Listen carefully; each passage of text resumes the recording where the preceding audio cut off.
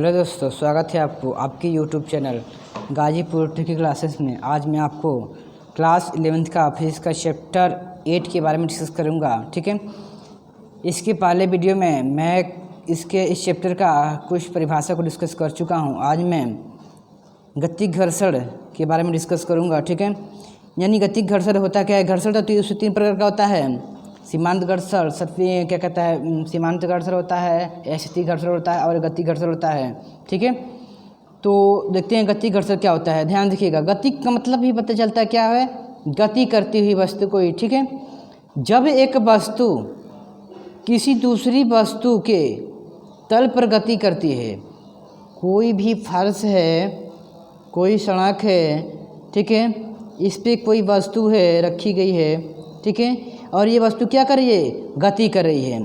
कोई भी फर्श हो, सड़क हो, चाहे कोई भी फील्ड हो, उस पे कोई भी वस्तु, ठीक है, चाहे वो वस्तु साइकिल ही हो, मोटरसाइकिल हो, ट्रक हो, चाहे कोई भी वो चीज़, चाहे हम ही हो, ठीक है, अगर हम अपने को वस्तु मान लें तो क्या हो जाएगा, ये हम गति कर रहे हैं। ठीक है, जब एक वस्तु किसी दूसरी वस्तु के तल पर गति कर रही है, मान लीजिए एक यहाँ पर भी है, एक तल बना दे रहे हैं, वस्तु बना दे रहे हैं।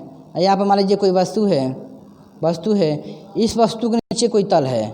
ठीक है, इसके परिभाषा के अनुसार चले तो बोल रहा है, जब एक वस्तु दूसरी वस्तु के तल पर, एक वस्तु ये है, दूसरी वस्तु ये है, इसके तल पर ये गति करी, ये वाला गति कर रही है, ये वाला जो वस्तु है ये गति कर रही है किस पे, दूसरी वस्तु के तल पर, और ये वस्तु का तल नीचे क्या है, फर्श है। गति करती है तो उसके संपर्क तलों के बीच, उनके संपर्क तलों के बीच, यानी यहाँ पर, ठीक है, उनके संपर्क तलों के बीच यहाँ पर घर्षण बल लगेगा ही नहीं। क्यों नहीं लगेगा, क्योंकि ये वस्तु गतिमान नहीं है।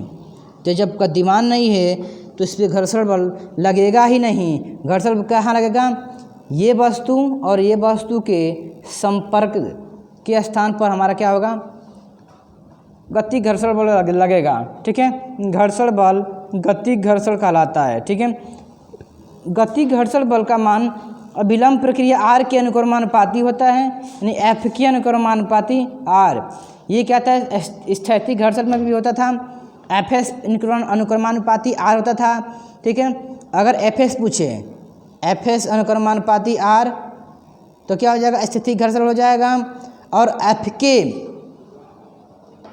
क्यू के ही क्यों लिखेंगे हम, ठीक है, एफ एस क्यों नहीं लिखेंगे, क्योंकि के से काइनेटिक एनर्जी होता है, यानी गतिक होता है, गतिकी समीकरण होता है, के से काइनेटिक एनर्जी कहते हैं।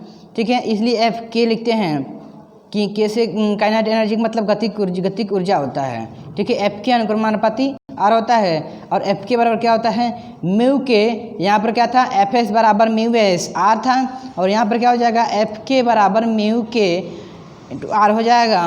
और आर बराबर होता है क्या है, ठीक है, आर बराबर होता है एम जी। ठीक है, इसलिए आर बराबर भी लिख सकते हैं हम लोग, म्यू के यहाँ पर क्या है, गति घर्षण गुणांक। ठीक है, और आर बराबर क्या होता है, आर बराबर एम जी होता है। तो आप लिख सकते हैं एफ के बराबर म्यू के एम जी। ठीक है, यहाँ तक हमने कंप्लीट कर लिया। अब देखेंगे विराम कोण अथवा सर्पी कोण, ये क्या होता है। ठीक है, विराम कोण अथवा सर्पी कोण के बारे में हम लोग आज डिस्कस करेंगे। ठीक है, विराम कोण अथवा देखिए दोनों एक ही होता है। या तो अगर पूछे देगा एग्जाम में विराम कोण के बारे में बताइए, विराम कोण के बारे में संक्षिप्त टिप्पणी कीजिए, विराम कोण का परिभाषा लिखिए, विराम कोण को समझाइए, या फिर ये पूछ देगा सर्पी कोण को समझाइए, सर्पी कोण को संक्षिप्त में लिखिए, या सर्पी कोण का परिभाषा दीजिए। तो दोनों बात एक ही है, चाहे तो विराम कोण पूछ देगा और या तो सर्पी कोण पूछ देगा, दोनों एक ही होता है।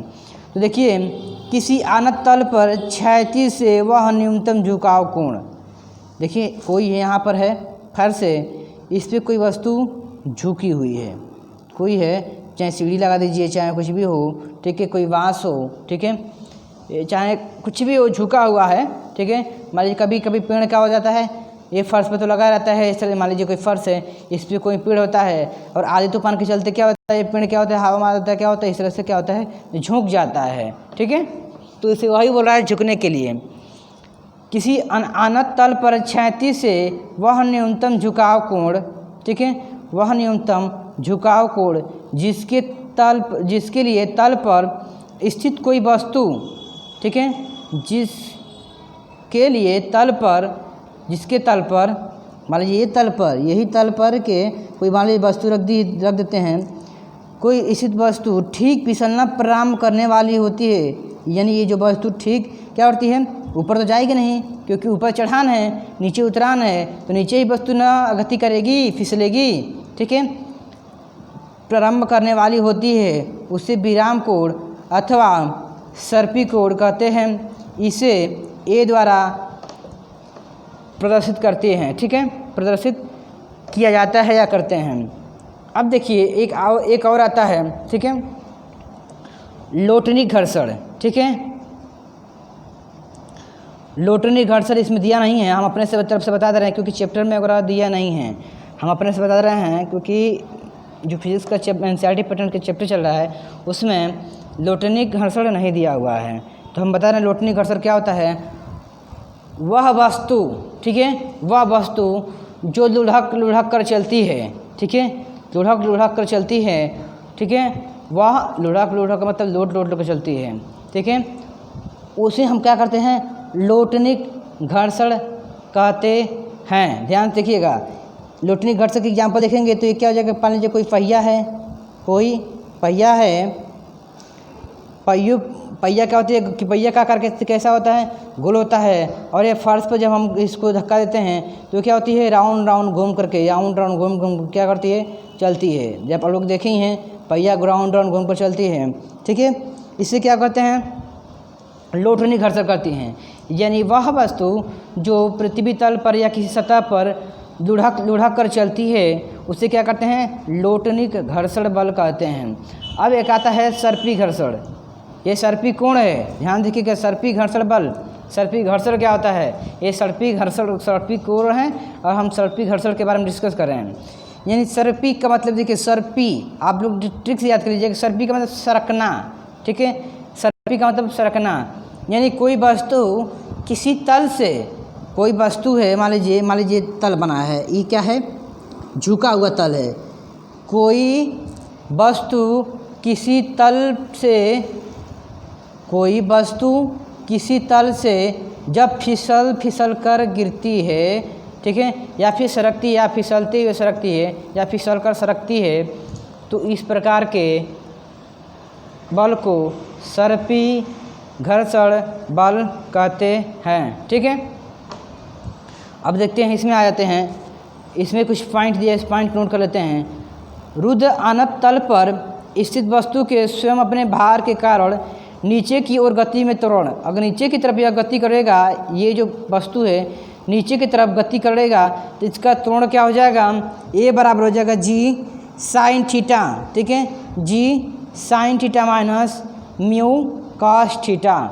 ठीक है, इसको रख लीजिएगा, इस क्वेश्चन मतलब इस फार्मूले को याद कर लीजिएगा। यहाँ थीटा का बराबर क्या है, रुक्ष अनंत तल का क्षैतिज से कोण है, और म्यू क्या हो जाएगा, घर्षण गुणांक, और जी क्या है, गुरुत्वीय त्वरण। इसी प्रकार रुक्ष अनंत तल पर स्थित वस्तु के ऊपर की और वस्तु की गति के लिए, यदि वस्तु अगर ऊपर की तरफ जाने लगे, ठीक है, ऊपर की तरफ मान लीजिए इसको हम लोग खींचे ऊपर की तरफ, तो ये भी फिसलेगी ही, ये भी फिसलेगी। क्योंकि पहिया गोल नहीं है, गोल रहता तो ये राउंड घूम कर जाता, राउंड क्या करते हैं, घूम गया था। अब इस पर जब हम ऊपर से इसको बांध करके, यानी चौकोर है, इसको जब हम यहाँ से हुक लगा करके उसको बांध करके, तभी भी क्या करेगी, ये फिसलेगी, ऊपर की तरफ फिसलेगी, इस तरह से नीचे की तरफ फिसलेगी। अगर छोड़ देंगे तो अपनी तरफ से फिसलेगी, और ऊपर तरफ हमको क्या करना है, खींचना पड़ेगा।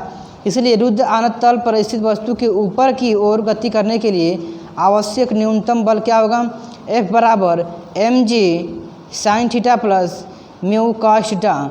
ठीक, यहाँ पर क्या हो जाएगा, g के स्थान पर केवल mg आ जाएगा, या फिर बात वही रहेगा, g के आगे एक क्या लगा देंगे, द्रव्यमान जोड़ देंगे, क्योंकि द्रव्यमान का भी भार क्या है, इसमें क्या हो जाएगा, जुड़ जाएगा। ठीक है, तो आज के लिए बस इतना ही। यदि आप हमारे चैनल पर नए हैं तो चैनल को सब्सक्राइब करके बेल आइकन को भी दबा लें, जैसे कि हमारे नए नए वीडियो का नोटिफिकेशन आप तक सबसे पहले पहुँचे। धन्यवाद।